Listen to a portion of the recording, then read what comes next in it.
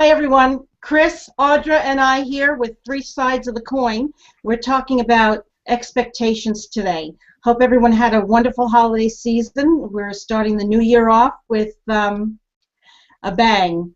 So I'd like to introduce my colleagues here and my great friends, Audra and Chris. Hey everybody, Happy New Year! Happy New Year! All right. So expectations. This is a request that we'd gotten from people in our audience. Wanted us to discuss this topic, and for me, expectations are what we live our lives through on a daily basis. When we don't accept things, it seems like every subject that we talk about leads back to acceptance of where we are and how things are.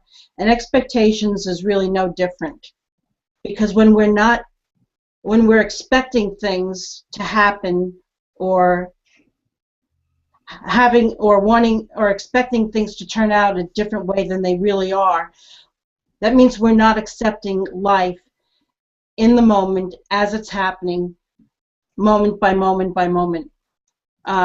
That's not to say that we don't make goals and that we don't have intentions or anything like that, but when expectation comes from when we have an attachment to what it looks like and how it's going to be. So I'll just start it off with that. I think expectation can be a number of different things. Like I was thinking about that today, you know, what expectation looks like for me, and it's a lot of different things. So, like, I have expectations a lot of the time. I expect that things always work out for me. I expect that I get rock star parking when I go somewhere. I expect that, you know, that I have this divine favor that bounds me and surrounds me, and so that's a series of expectations.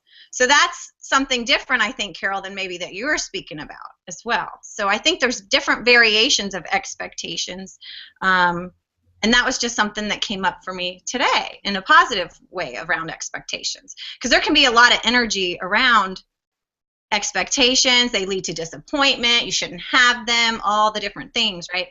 And but ultimately, I think, you know, that on some level expectations can be good if they're from a genuine, energetic, vibrational standpoint of you, and not relying on somebody else to fulfill that for you. Does that make sense? Absolutely, it makes sense. Hang on one second. Just want to give a shout out that we're broadcasting live. I forgot to do that earlier. All right, so expectations. Yes, one of my favorite subjects. Now where did I go? Where did I go? Hi, Christopher. Hi. Well, Happy New Year, everybody. Hi, I'm Christopher Roush, the creator of the Kick-Ass Guide to Life. And for me, expectations have been super important in strengthening all of my relationships and helping me better process my successes and my failures in life. And what I've done is I've thought about it, and I think, like, okay, if your expectation's here and somebody else's expectation is here, you know, what we have in the middle is the frustration and the anger that happens. And so what we have to do is we have to be able to balance those expectations with either our bosses, our coworkers, our friends, our spouses, the auto repair guy. So when we have aligned expectations, they're communicated and they're understood, that's when you start having strength in your life and a lot more happiness in your life. And I know for me, doing the seek first to understand, then to be understood has really helped me understand the other person's perspective, what their expectation is, and be able to, you know, have a lot less stress in your life, even for yourself. I mean, we might have high expectations. Like, I know for 2014, I had high expectations for a lot of what I was going to do. And recapping a couple of days ago, thinking about what I accomplished, it wasn't what I wanted to accomplish. So I started to beat myself up a little bit, but then I said, wait a minute. You expected that you weren't going to accomplish as much as you said you were, and you took this opportunity to back off. So when I kind of just mitigated that in my brain, I gave myself, you know, a get out of jail card, and I felt better. It's like, I did accomplish these things, so that's great. Now let's just refocus for 2015. So that's kind of what my take initially on expectations is. Mm-hmm. Yeah. So Yeah, I can understand where you're going with that. when we're at a company, they set the rules. So expectations can be a set of rules that we play by in any given situation. And when we know what those expectations or rules are, we know we're given boundaries and a set of parameters in which to meet those rules and expectations. We know the game we're playing. So I can understand that. But from a personal perspective, and I'm not saying that expectations are good or bad, I'm not putting any kind of label on it. It just, for me, in general, as I live my life, I expect to wake up in the morning. I expect to be able to take my next breath. The things that we take for granted, and if I were to just live in the moment, then expectations don't even come into my state of consciousness. I just live and be. Whereas expectations is a future-oriented proposition. If I expect to be able to go on a trip next week, and I expect my car to be in proper working condition and have the money to go and the weather be perfect and all this other stuff. Those are expectations that I have along the way to be able to fulfill that that trip. But on a personal level, for me, expectations are setting boundaries and parameters for maybe relationships and how I expect a person to behave. If a person tells me that they're going to call me next week at a certain time and date,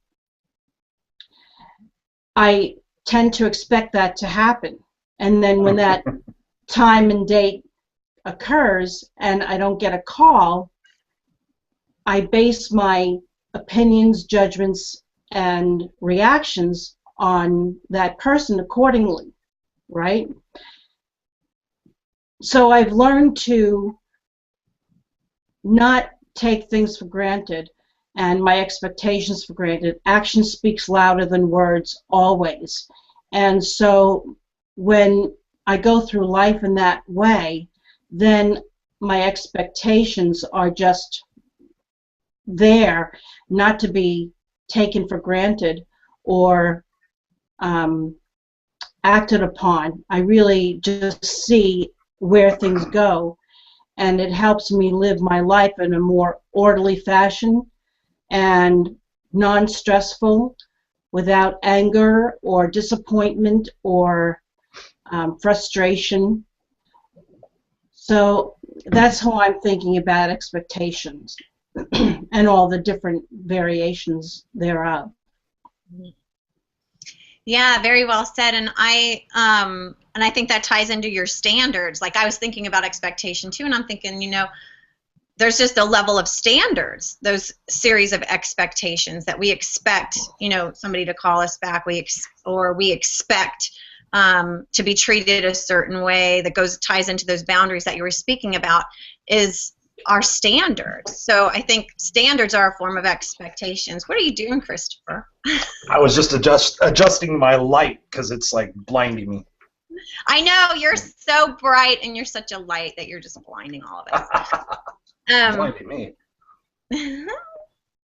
So I think standards. And then to speak to what you say about that, because we really only are in control of our reactions to things, right? So we have the right to, if our standards aren't met, it ties into communication, like what you were saying, Christopher, where you meet each other where you are. That is our responsible to have that effective line of communication. It's our responsibility to set boundaries so that people know that we have these expectations, and whether they can rise up to meet them or not, is another story. But I think more importantly, it's about being adaptable and flexible and to live in the flow of life. Because, I think, what they say, there's like this phrase, right, from a long time ago that somebody said that was expect the best but be prepared for the worst, or some kind of shenanigan like that, like some oxy crazy moron thing. But I expect the best and tend to get what I expect. So we do get oftentimes what we expect. So when you talk about expectations, well, check in with your expectations. Do you expect that the other shoe's going to drop and that's what you always get? Because it all comes from us. But I think ultimately it's our ability to be adaptable and flexible and live in the flow of life. And Carol, when you were talking about being present, that's really where that comes into play. The more present you are, the more adaptable and flexible you are with things that show up. So that's mine. Yeah, I would definitely agree with you guys as far as being able to be adaptable and flexible. It's one thing that I know when I've seen successful people versus non-successful people is that ability to adapt and be flexible when the expectation has changed or when there was a misunderstanding for the expectation. I know I've seen in most relationships, whether it's professional or business, when those expectations are assumed, and we talked about assumptions before, when you assume those expectations, like, okay, I know my boss expects me to come to work, I know my boss expects me to work, but if you don't know the details of what their expectations are overall, then the chances for that frustration come into play. So I think you're absolutely right. I think it's imperative that we don't take things so defensively, because I think what happens when our expectations aren't met, we take it personally, like, what didn't I do to get that person to do what I expected them to do? And I know I've had to really take a look at my expectations for people, because I think it's inherent of us to say, okay, well, people should be like me. People should be hardworking. People should show up on time. People should keep their commitments. People, should listen when other people are talking. But one thing I've had to help myself and help other people do is realize, listen, if they walked in all your footsteps and were able to go through your life like you did, then perhaps they might be like you. But if you walk through their footsteps and their life and their conditioning, wouldn't you be more like them? And that's why I think it's so important, even with your spouse. I sit down with my wife, every couple of years, and we go through and I say, what do you expect of me? As far as time, as far as participation in whatever we're doing. And I sit down with my staff too. And it's something that was very kind of controversial, because I sat down and I said, what's your expectation for yourself? What's your expectation for your team? What's your expectation for the company? And what's your expectation for me? And just sitting down and just really understanding my staff's expectations and as far as their performance and raises and all sorts of stuff, it was a great opportunity for me to be able to understand them better and help them understand us better. And I looked for all the common expectations between the staff and focused myself on that to say, okay, listen, their expectation is to get praise often. So my goal as a supervisor is to make sure I live up to that expectation so I can help them.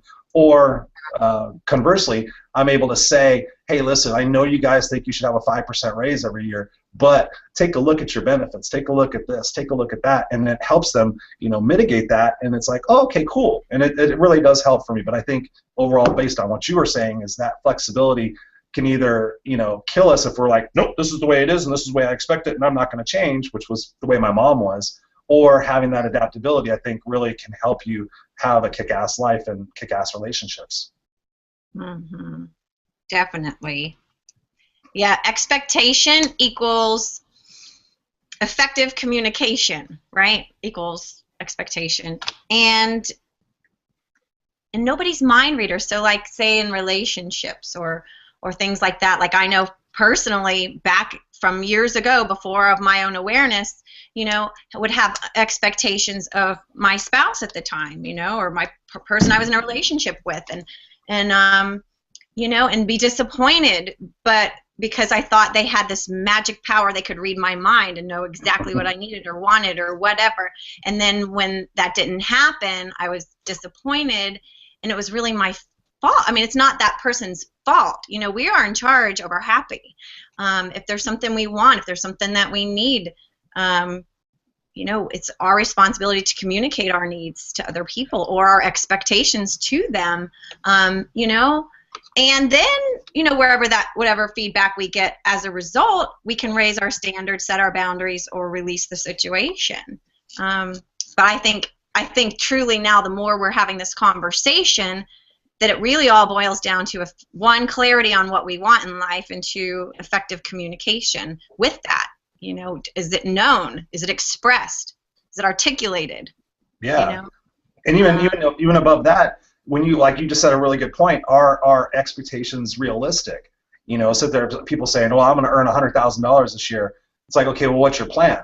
Well, I'm going to figure it out as I go. Well, chances are your expectations aren't going to be met because you're not taking it seriously enough to put the backing behind it. And that's, I think, one of the things that frustrates people the most is they put this expectation out there and they don't do the work to follow up on it.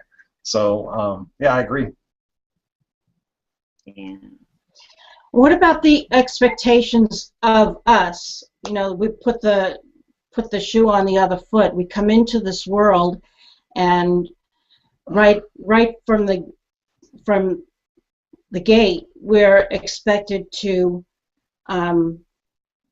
make a living, be a productive member of society, and all that looks like within our culture, all the expectations of being a member of society, not breaking certain rules, all those kinds of things that we are expected to do, the ways we're expected to behave, the expectations our family puts on us as individuals, going to school, getting a job, getting a diploma, achieving a certain level of success, different behaviors and mores within the family culture. These are all different kinds of expectations that we absorb as we're growing up, and we carry those expectations into our daily lives without any thought as to whether they're our own, and how we're affecting others as a result of having those expectations put upon us and living our lives through those expectations. Being a dutiful parent, a dutiful sibling, a dutiful, taking care of our parents when they age, and not expecting us to always be taken care of. There are so many different hidden expectations that we don't ordinarily look at, but we live our lives filtered through those expectations. And when we become conscious and aware of those, then we can really choose to accept those expectations or not, to carry them through our lives. Because on the other side of the coin, do we need expectations at all? To me, I don't feel I need expectations in order to lead a productive, conscious life. If I'm aware of who I am and the contributions that I want to make in the world, and if I know the people that I'm associating with, and I don't have expectations of them and how they behave, then I'm going to live a more satisfying life. It's going to be more, it's going to be lived with a little bit more grace and joy, but I don't feel I need expectations to be in the world. I agree. I think, to me, the highest expectation is the expectation that we put on ourselves to be the highest version of ourselves. So I expect the best of myself. So in terms of expectations, that is one solid expectation that I carry, is the expectation that I have for myself to consistently be the best version of me that I can be in, all areas of my life. So. Well, that brings up. Oh, go ahead.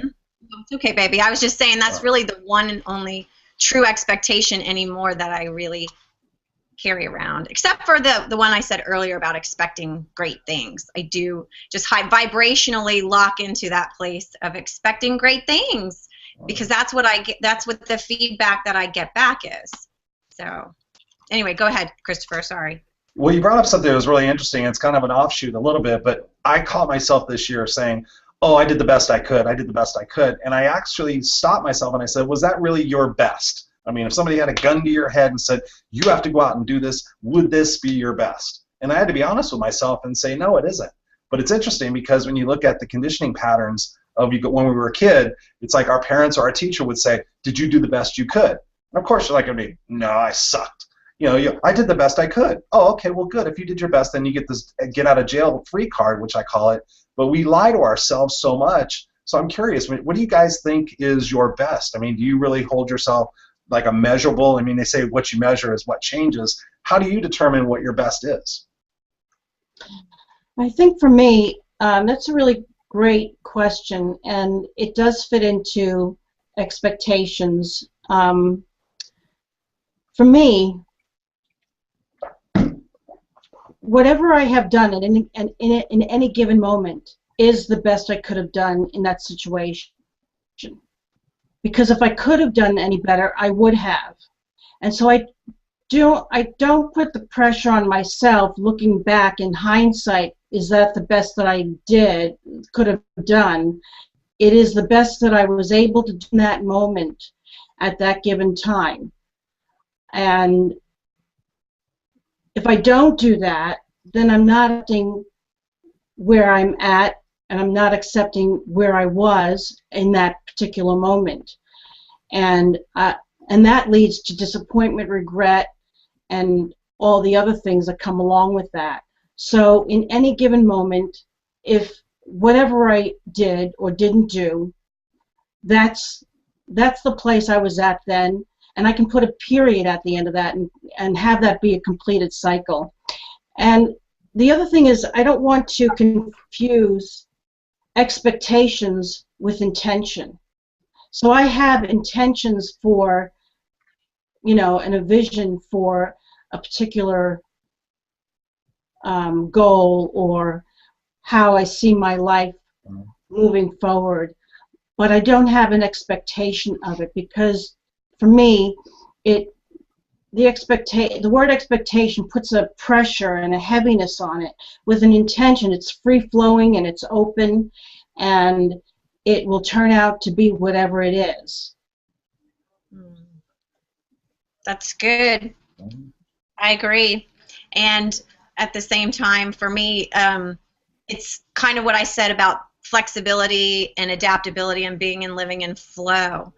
So I do have high expectations of myself. I expect, I want to raise my standard always, because I have this innate knowing that we are called for so much more than most of us live up to, including me. And so I expect that my intention, I will live into it, and I will show up in ways and become the person that I need to in order to have that in my life and have the things that I want in my life. And at the same time, to answer your question, Christopher, I have put the whip down. I have learned to stop beating up on myself. If maybe I know, and it's probably we all at some point have the capacity to maybe do better in a day or whatever, but like Carol said, at that time you didn't, and it doesn't serve anything to beat yourself up. Like I follow Abraham Hicks, like it always gets done, this is our life, we get to create it, it's our journey. And I've just learned to meet myself where I am, and give myself permission, to do things. And I struggled with that because, it's a struggle, it's a battle. It can be when, you have those expectations of yourself, or the standards, or the things that intentions and things that you want, but you're not doing the things to rise up to meet that. You can tend to feel bad about yourself. But I've, given myself permission to just be with whatever shows up. But it was a struggle because, you know, sometimes you're like, well, am I softening it? Like you say it's a get out of jail card, Christopher, you know, like, am I just letting myself off the hook, you know? And you can get caught up in all of that crazy dynamic, and it doesn't serve. So what really ultimately serves, which speaks to Carol, what you were talking about, is it all is aligned with your vibration. Like how do you feel? We need to, you know, live in that space of, how do you feel? Well, you know what? I really wish that I had done that. Okay, how could I show up different in the future so that that can happen for me?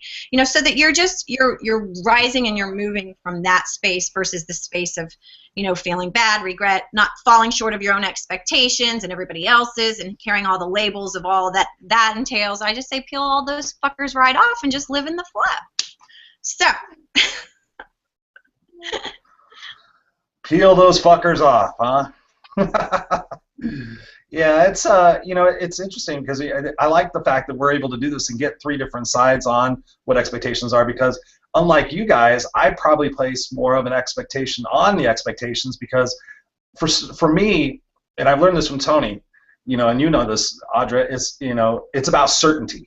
You know, when you don't have certainty in your life, and that's where we start feeling vulnerable, and we start, you know, going, okay, questioning everything. So for me, it's like, okay, what's my expectation about this? And I want to know, you know, about work and about my personal life and about my business and about my customers and about everything.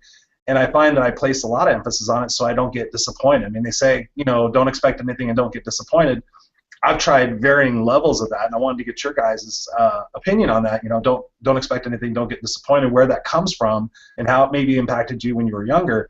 For me, I know that I have to cut myself a break on expectations, and that's been one of the struggles I have is, you know, people will come to me and they'll say, Chris, you know, my life is a disaster and I don't have any money.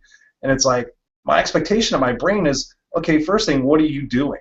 Are you part of the problem or are you part of the solution? And inevitably, a lot of times, it's like, well, I don't know what to do. And my brain just explodes because my expectation is like, you're an idiot. If you don't know what, I mean, go Google it. Go to the library. Go get help. Go ask a question.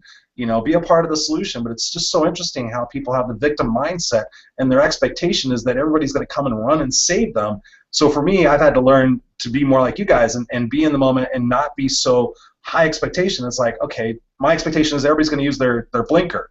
And my brain pops a fuse every time somebody just cuts in front of me. It's like, dude, all you had to do was just hit this. And I have to let myself go and go, Chris, what were they taught about blinkers? Maybe blinkers are only used when they're, you know, within 5 feet or something like that. So I've had to really adjust those. So it's interesting to get your guys' perspective also on that. How funny that you just said that about the blinker, because I swear lately, like, these snowbirds don't know that there's a turning lane. They stop and they don't turn. So anyway, talking about traffic, don't get me started on that, because I'm going, are you kidding me? But yeah, right. Up north, maybe they don't have turning lanes. Is my hallucination. But going back to your whole certainty thing is, I think we have to get comfortable with the amount of uncertainty that we can live with in life, because really there is nothing that is truly certain, really. And I don't think anyway. I mean, I'm taxes. Well, I was going to say I'm certain that 10 out of 10 people die, and shit happens, and we have to pay taxes, right? So I love uncertainty. So. But I think expectations, this is a real serious topic for those who are really truly certainty driven, absolutely. And then your question about that, what were brought up around about, don't get your hopes up. I think it just stems from probably years and decades and whatever of passed down, hand-me-down disappointments, right? Lots of people being disappointed, so buffering you, keeping you safe, right? Mm-hmm. Don't, expect that, then you won't get disappointed. So it was really a built-in protection thing of, so that you don't get hurt, or so that you don't get let down, or so that you don't get disappointed, versus, if we could all elevate our level of standards in life in general of what's possible, what we're all capable of, expecting the best, and if we all could come from a space that the energy vibration of the planet would raise and things would shift, and that's my opinion on that. Yeah, so what are you expecting? You expecting the other shoe to drop? Or are you expecting the world is your oyster and it will rise up to meet your your heart's desires, which is another form of expectation. I think my heart's desires are my expectation, and I, expect and know and believe with every fiber of my being that they will be met. And it may not be in the situation or circumstance that I think that it will show up in, but ultimately the universe has my back, and God knows my dreams, and it'll be delivered, right? As long as we can live in that flow and that space of adaptability and flexibility, to meet it there instead of resisting the other. Well said, my dear. Carol? Yeah, I agree. I think people tend to live in a world of certainty, and there is absolutely no certainty. We don't know if we're going to be alive or if we're going to wake up the next morning, but we take it for granted and we expect that it's going to happen. I think that is the biggest prohibitive to living in the present moment, because we expect and we take for granted all these things that keeps the continuity of our lives going. We expect continuity. Space and time is about continuity and having certainty.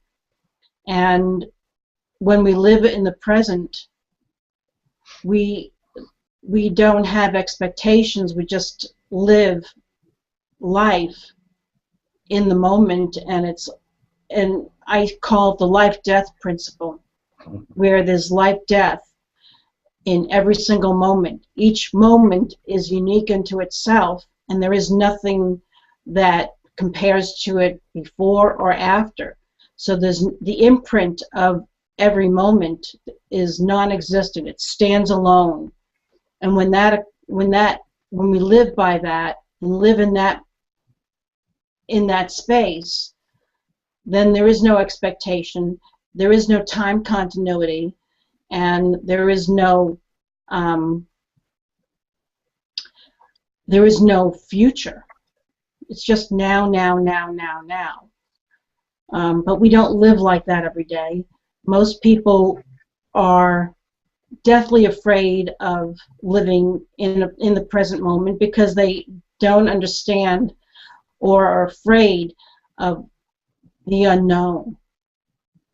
And that's where I think a lot of expectation comes from. We come into the world with expectations, as I was saying before, and a certain level of needing that certainty to be there. Like we expect our parents when we were growing up to be there to protect us. Many of us didn't feel that that was the case. I know people that felt that they were completely left on their own at a very early age. We should expect that when we come into this world, there'll be somebody to take care of us. It doesn't always happen. So what's your guys' take on, since we're January 2nd, 2015, what's your take on expectations for goal setting? I know we talked about a little bit about having this episode talk about goal setting. How do you guys look at it from your perspective, saying, okay, here are my goals, or here are my resolutions, or whatever it is?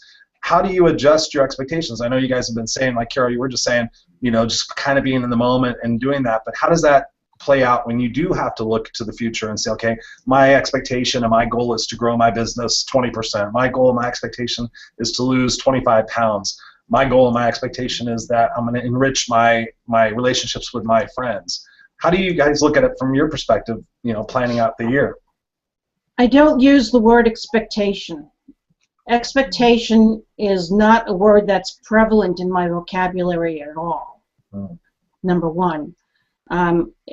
It may be a goal, it might be an intention, but I hold it very lightly and very loosely so that it's more fluid, and knowing that it could change at any moment. Like I had a realization not too long ago about a calling that has been inside me for a little while, but I hadn't been able to, I wasn't ready to meet it. And this year, that calling is going to be acted upon. And it's completely different than what I had envisioned even a month or two ago. Oh. And so I hold my intentions and my goals like holding a bucket of water. And if a little bit spills out, then that means that wasn't supposed to be in the bucket. So I just carry those things very loosely and very fluidly. So I don't use the word expectation in my vocabulary hardly at all. Yeah. Yeah, last year for me was really the growth that I needed to find that balance between having those expectations placed on myself, because it can be heavy. I in the past put too much expectation on myself, and then I felt pressure. I felt pressure to perform and show up and do the things I committed to doing when they weren't in alignment with my soul at that point. And but I had called it out and said I was going to do it, and I was so worried about, oh, but I said I was going to do it, and am I being flaky and like judging myself, and what are other people going to say about it? And it was like last year was the greatest year for me of growth in that area. It's okay, really. Like if your soul isn't feeling it, if you have that resistance showing up for you, it's not always, something to push through and power through. It's sometimes you need to meet it and have a conversation with it and see what it's really about. And for me, it was like a lot of times it was incongruent. At that particular time, it may have sounded great in the moment. I may have said yes to it, and it, my intention there around it was what it was, and it changed, and it's actually showing up already this year. And now that I have had that lesson, I'm able to be in that flow and flexibility with myself and be like, it's okay. I made a vision board last week, and I had put some things on it that I was going to do and take part in, a really intense thing. And then today I was at an art studio and I was creating, and I was like, I haven't been feeling it. Like, you know what? And I've already glued it on that vision board, but that's okay. Like, it's so cool to just be like, you know what? I'm meeting me where I am. Like, and it goes back to why. Like, I think that our goals, we can have goals all the time and intentions and things that we want to do and create in life. And then we check in with them. Is this still really important? Is this, why do I want this? And is the why like firing on all cylinders, And am I aligned with it all the way around? Does it make sense right now? So it's just, I love being in that space. I still, have all these intentions and desires and things that I know I'm going to do and create. But I love the water metaphor in the bucket that you just used, Carol. That is freaking awesome. And I feel like that's what I'm allowing myself to finally do. This is my life. I get to create it. I get to say, like, what was that movie? I say when, I say who, I say whatever, right? I say that. And so it's my prerogative, and it just feels really good. So I think the expectation, and note to people, note to self, note to when we find ourselves judging other people, if if they don't want it, that it's okay. It's our right to create the life that we want, and if it's in alignment, great, and if it's not, so be it, and flow on to what is. And but definitely, I say checking in consistently with those intentions. Do I still want this? Why do I want it? What will it mean for me to have it? Who do I need to become to have that? Because I shut down my excuse factory too. I mean, I know I was responsible on that end too for not following through with things and knowing, when you're running your excuses. The more you check in with why do you want it, what will it mean, and you lock into that vibration, it naturally shuts down that excuse factory. So that's there. I think what you said, Audra, is really important. Is when you know what your why is, And you keep that in perspective, and you're flexible about, sometimes we make proclamations and we make these announcements to the world, okay, this is what I'm going to do, and then their expectation is, okay, then you're going to do it. And then sometimes I don't even know for myself, I will get caught up on that expectation. Oh, I have to perform, I have to do that in order to get acceptance and love and appreciation in those people's lives. But what you just said is really critical, is sometimes we have to take a step back and go, okay, why am I doing this, and what's my expectation out of it? I mean, I go back to expectation, or like you said, Carol, I love that intention, but I'm so glued on expectations, and I've been able to help people kind of manage their frustration level in life. But I even know for 2014, I did give myself that permission. I kind of just took a step back from the speaking and the coaching and the blogs and everything, because I got caught up in like, oh my God, I got to do this, I got to do this, I got to do this, as opposed to either I want to do this or I get to do this. And it started taking some of the fun out of it. And so, but it was, honestly, for me, it's hard for me to relax. I mean, this last week I was off, and I had so many things I wanted to do. I'm a list person, and I was like, okay, I got to do these things. And I just kind of felt my energy deflated when I looked at the list. It's like, okay, what do I want to do versus what do I have to do versus what do I get to do? And just kind of readjusted that a little bit. And I might do that again this year. Last year I went, and you guys know I did my camping sabbatical, and I came back like, I'm going to do this membership site, and I'm going to do this, and I'm going to do this, and I'm going to do this. And in some respects, maybe I'm at a part of my life where I just want to kind of kick back a little bit more and not be so, going 20 hours a day and burning myself out. But again, it's about, my ultimate expectation of what I want to do starts going back into my mind. It's like, well, Chris, that's contradictory to what you're saying. If you really want this, then why aren't you doing it? So, I mean, we can get all messed up in it, but I like what you said about that. It's like knowing your why and focusing your goals on that. Yeah, and so here's the other piece to it for me now. It's my check-in piece, because my greatest lesson was dancing with that resistance, really getting present with the resistance that was showing up for me last year, and asking, like, what is this about? I'm supposed to do this. I want to do this. I'm going to do this. And you're saying no. This resistance was massive, right? And it was so because I was doing it for my ego. It was for needing to get significance or prove something or gain, like approval or whatever it was. But it was so from ego and not from spirit. And it was like that resistance wall was my soul saying it's out of alignment. You want this, yes, but you're going about it in a way that serves your ego, not your spirit. So now my big question that I ask when I'm, when I have these things, is this for my ego, or is this coming from a place of like, why am I doing this? Because it's going to serve people, because I have this great message that can help. And it's so wild, because now when I go there, I get tears and I know I'm on purpose, right?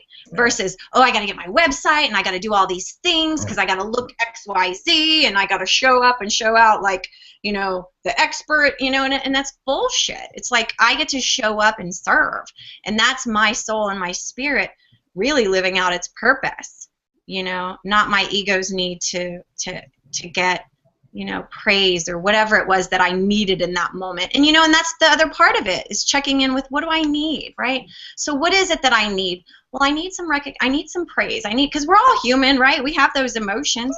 So how can I meet that need from the place? That's why I love Tony Robbins and like Date with Destiny. I just got back from again, and he has this amazing thing called the primary question, and it's basically you're reframing that, right?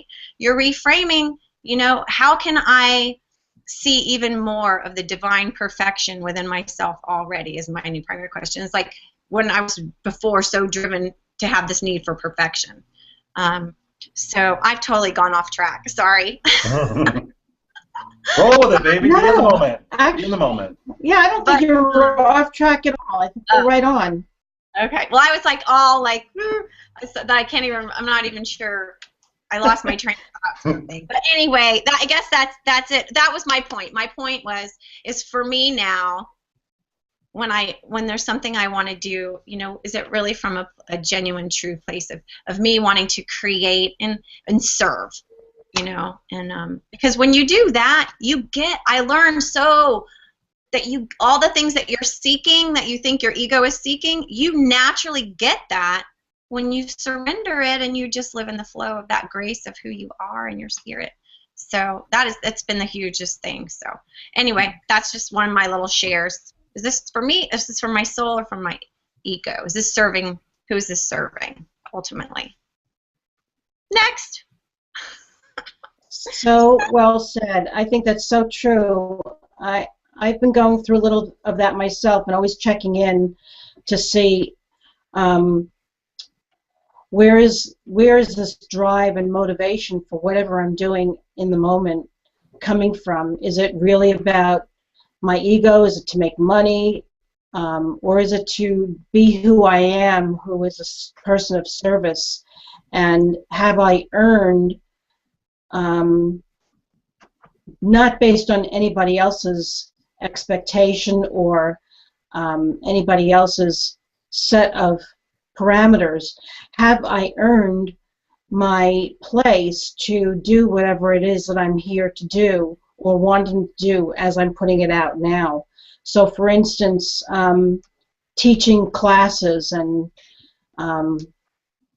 having an astrology class, having a meditation class, have I earned enough time and learning to be a teacher in order to do those things now, and basing it on my abilities and my own learning and knowledge rather than the need to make money. So coming from a place of ego is I'm wanting to do it to make money. Coming from a place of service and to really be there for another to help them discover and learn is coming from the place of service. So when I'm coming from that place, I'm always right on. And I'm being led wherever I need to be led. And I feel like I'm in the flow of the purpose I'm here for. So I really understand what you're saying, Audra. That was really well said. We're always constantly being bombarded with marketing and being an expert and making more money and raising our prices, and all these other things can tend to get us caught up in the minutia of that and lose sight of who we are and what we're here to do, and which is to purely be of service and show up in that mode of being all the time. Yeah, and the money follows. Like I was saying, you know, it's like those things that you're going after naturally follow when you're aligned with your purpose. They just naturally show up. I know, I expect and know that to be true. So. Chrissy? Oh, I just called you Chrissy. I've never done that before. Gosh, don't do that. Actually, my mom. I'll say this on camera. My mom used to call me Chrissy Fur, and I have no idea why. But when I was a baby, apparently that's what she called me, Chrissy Fur. Chrissy Fur. So there I said it. Yeah. She used to call me Chubsies too because I had a cute ass. But we won't talk about that. Yeah, I think it's. I think the conversation of expectations and intentions is good for us to start the year off, because I think, you know, what's important is whether or not you're living your expectations or your intentions, or if you're living somebody else's. I know that I coach quite a few people who have been hung up on what their parents wanted them to do, what their church wanted them to do, what their friends wanted them to do, what their spouses wanted them to do. And there was that incongruency you were talking about, Audra, where I'm like, well, what do you want to do? You know, we even have to ask ourselves that question. I mean, if I wasn't married and I wasn't, you know, trying to adopt a kid, my life would be a lot different. I know that I'm at that point in my life where I expect different things and I want different things. I'm willing to let go of other things in order to get them. But what do you guys think about, you know, when people are living in the expectations of others, how would you suggest to them to fix those situations? I think what I would first ask is to have them check in to see if it was an expectation that they hold for themselves, or is it something that others are expecting of them. I think that's one of the key foundational questions that we can ask ourselves at any given time. It's like when I had a conversation with somebody not too long ago, and he was talking about something that he believed. And my instincts led me to ask, is that a belief or is that a knowing? Because to me inside, when he was expressing about it, it felt more like an innate knowing.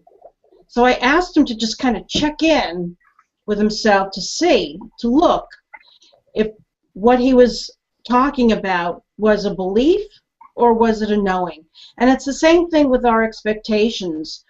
Is it an expectation that others have been holding for us, or is it something that we truly can align ourselves with as our own and own that expectation or intention or goal, whatever the case may be? And because when we own something, then we can really fulfill it and move on it and take action on it wholeheartedly. But when it's somebody else's expectation, then we're on automatic and we're unconscious of what the drive behind that expectation is. Well said. Yeah. And that's like assumptions, right? Is it our assumption? Or are we aligned with what we want? And I think that's the key, is what we know we're not living our truth and our soul's purpose and what we really want for ourselves when we're not happy. I mean, that's the biggest key indicator, is being unhappy. Something is off. So if we can just get better and better at checking in with ourselves, why I'm not happy. And it's usually, the tape that's running in your head, this sucks, or, I'm not happy, this isn't fulfilling me, or whatever. And it's just getting curious about yourself, getting curious about me. Why am I at this job? Why is it that I wanted this? And is that really true? And who said that? And what's true for me now? And life on your terms.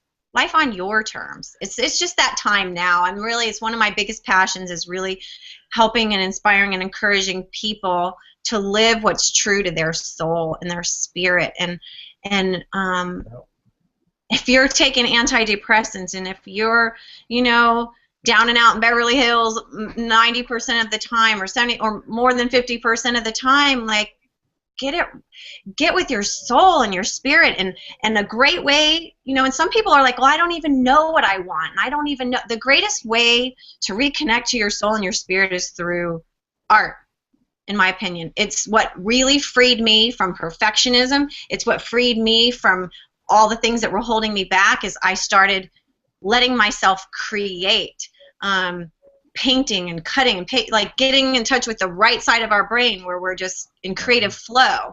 I mean, like little kids when we used to do Play-Doh and we used to color and we used to, we're like, it's like coloring outside of the lines, and like to get back to that, it stirs up so much possibility in you. Like my journey of creating, like I all of a sudden out of the blue want to learn how to play the flute. I never wanted to play the flute. Wow. And I'm like, really, I'm gonna do that. I want to do music.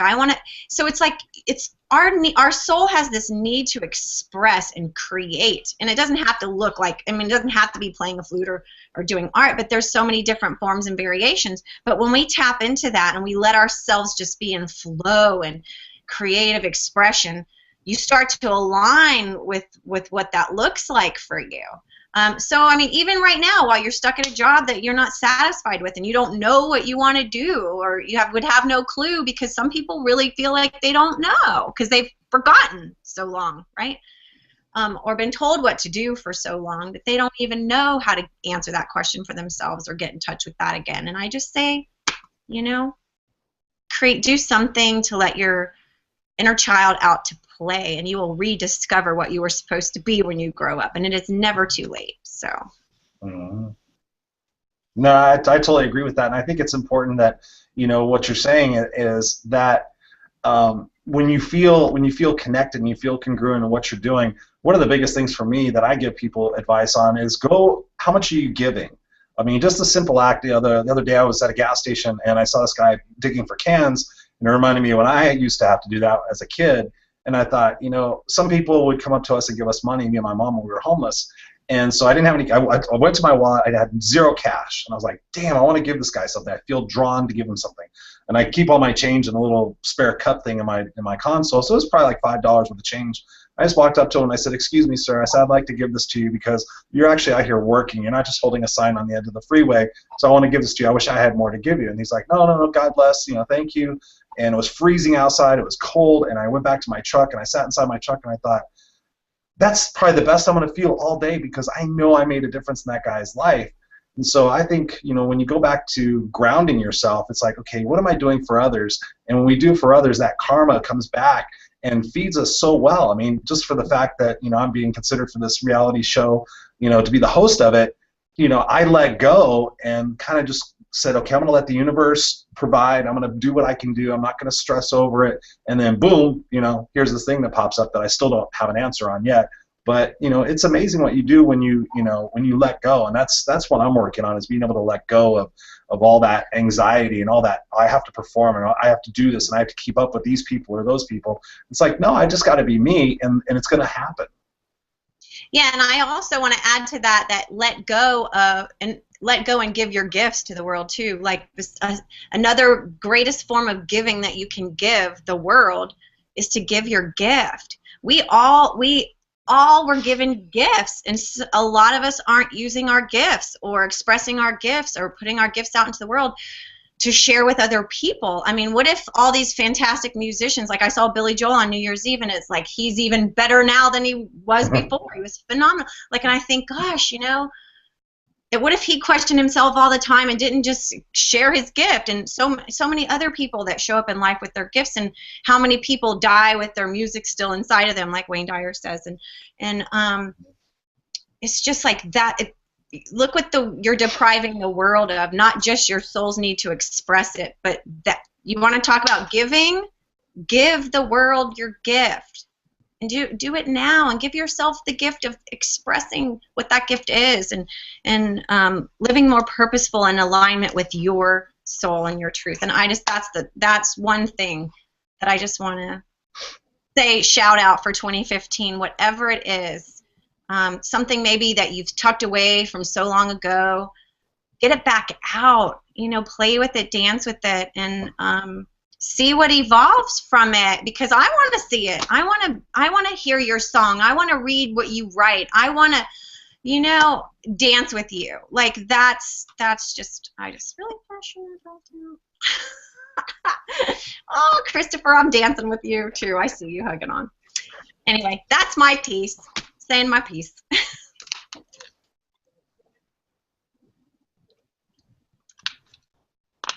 Well, we got 2 minutes left, so I guess to wrap it up from my end of it, I would say, you know, just be like we've been saying, be in alignment. You know, communicate your expectations. I mean, we are talking about that. Communicate them, understand them with people. Make that a goal this month, and sit down with your spouse and your friends and your boss and your coworkers and your staff if you have them, and just say, what are your expectations for yourself and for me, especially for us. You know, when we're in relationships, my wife would say something like, "Well, you should have known that."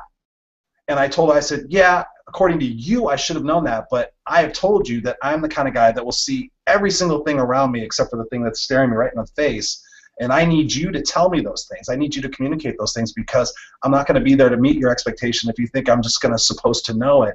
I'm telling you, I'm not the kind of guy that knows it sometimes. Maybe I do, maybe I don't. But if you communicate it to me, then I can do that." So my advice to you guys out there is just to really have those conversations and listen to yourself and ask yourself if I'm living up to these expectations for other people, or, like you said, out of my ego or out of my heart. So that's my final advice to you guys.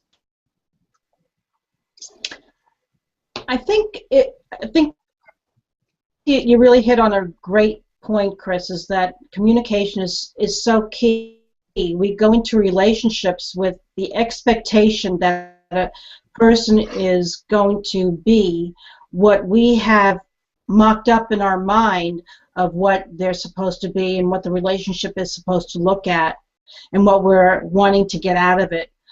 But we often don't take a look at what we have to contribute what are we going to contribute to the relationship, and what are we going to be open to? And having those open communication conversations is really helpful to make our relationships better, and to always be checking in to see, well, what am I expecting, and are they, are they real, and are they, can they be met, and is it okay if they're not met? We have to ask those probing questions about our expectations and our goals and our intentions, and how they relate to others, because we live in a world of others, and we don't live in the world by ourselves, and we're not in a vacuum, and we're not in an ashram someplace, and even in an ashram you have others that you have to deal with. So unless you live in a cave, there's always the consideration of others, and when we don't consider others, then we don't then we can't expect things to turn out the way we want them to, and we have to keep that open communication going all the time. So inquiring and checking in with yourself to see what's so, what is real and what is so for me, and am I living out of somebody else's mock-up, or is it something that is truly how I feel and what I'm aligned with? So that's what I'm going to leave you with. Excellent advice. And this is Audra Irwin, your High on Life coach, saying we are in charge of our happy, and may you create the grandest, greatest 2015 for yourself. Take your gifts out and share them with the world, and look forward to catching up with you on our next hangout. And I love you both, Christopher and Carol. I appreciate you, and I wish you an amazing 2015 as we kick off this first week of the new year. I love you guys. I love you Love too. you too. You guys rock. Yes. Am I doing it right? Or is that I love you? Yeah, just like that. Oh. Or you can go like that, I love you. I love you. You can go like this. You can do the Star Trek thing. Whatever makes you feel kick-ass. Nanu, nanu. In honor of Robin Williams. Yes. Nanu, nanu, nanu. Mhm. So if you guys have questions out there, you guys want us to address topics, feel free to email either one of us, Carol, Audra, or myself, and we'd be happy to entertain those ideas. This one came from a suggestion from a fan, so we love your feedback, and we appreciate that. We've got a Facebook group out there that Carol's going to tell us about right now. Yeah, speaking of your feedback, questions, or suggestions for future topics, go to our Facebook group, which is the number 3 sides of the coin. So it's the number 3 sides of the coin on Facebook. We look forward to seeing you there, and have a great Happy New Year, and we look forward to talking to you again and seeing you soon. Bye. Bye. Bye.